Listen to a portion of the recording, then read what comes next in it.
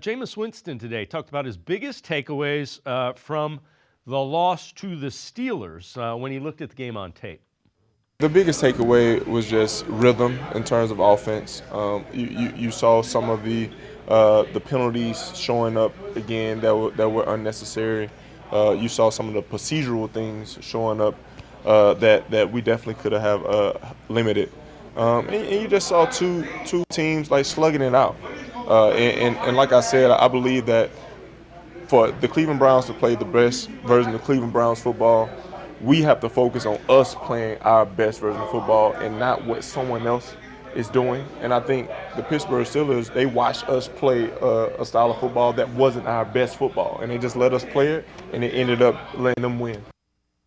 Let's welcome in Lance Reisland from the Plain Dealer, cleveland.com. Lance, it was not a great performance against the Steelers, I guess, would be the best way to describe that. Yeah, it's funny, and I think Jameis.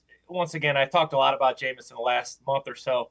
Jameis brings great energy. Jameis is going to give you everything he has. You've seen what Jameis is. Jameis is a guy who's going to take some chances. The best thing for Jameis is to have a little bit of a run game. That would help him limit his interceptions. But some of that stuff they're talking about, that's operational stuff, and that's the stuff that obviously by this time in the year needs to be fixed. But that's what happens when you lose.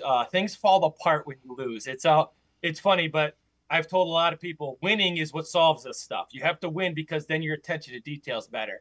I think he's the kind of guy you need in this situation. However, because it's hard to practice when when you are who they are. They're not very good right now, and they haven't played very well all year. And I think Jameis will give him a chance to win because his energy will be contagious, hopefully, as they go to practice. Because they'll play how they practice, and we won't know.